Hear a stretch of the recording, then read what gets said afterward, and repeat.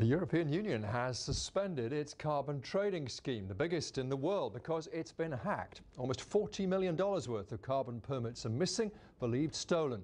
This is the latest in a series of security breaches and scams to hit the emissions trading scheme, which is designed to put a price on carbon and encourage firms to restrict greenhouse gas emissions. It has been seen as a model for other possible schemes around the world. Well, 2010 was one of the 3 warmest years on record, according to the World Meteorological Organization. The UN body says average temperatures last year were at least half a degree Celsius higher than the average up until 1990. Imogen Folks was at the briefing in Geneva. Europe shivers under ice and snow, but last month's freezing temperatures don't change the overall trend. Year by year, the Earth is getting warmer.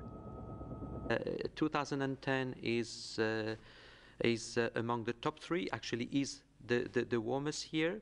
The latest decade is the warmest decade. What's more, global warming doesn't simply mean higher temperatures. Climate experts predict warmer weather will mean more extreme weather too, and 2010 certainly saw plenty of that.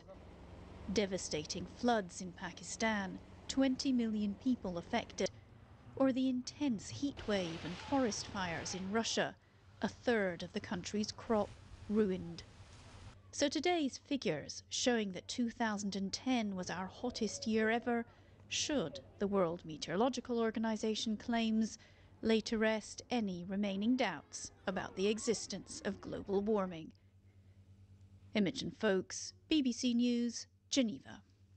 Well, let's stay with that theme. A Swedish family have won a competition with a difference. They've been selected for a 6-month stay in an eco-house with an electric car awaiting them on the drive.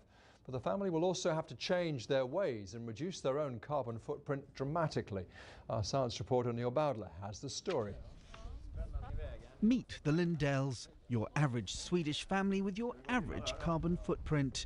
It was daughter Hannah who spotted an advert offering a 6-month stay in an eco-house, and now the whole family is moving in. The house outside Stockholm comes with triple-layered walls, masses of insulation and photovoltaic cells, which it's claimed will provide all their power needs even at this northern latitude. There'll be energy left over too for a complimentary electric car, but that doesn't mean sacrifices won't need to be made. The project is called 1 Ton Life, and it's about if a normal family can learn how to live more climate smart and reduce the carbon dioxide footprint down to 1 ton per person a year.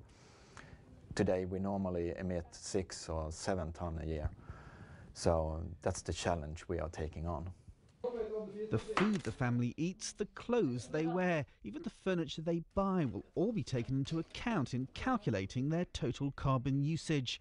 Some favourite gizmos may have to go too if they want to meet their targets. We're prepared to do what it takes. I mean, it's all or nothing.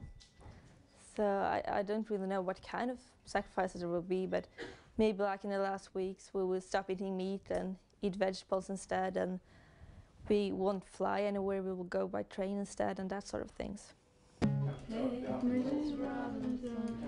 This may all leave the family with little option but to spend a bit more time together. That means putting up with a rendition of an old Led Zeppelin classic.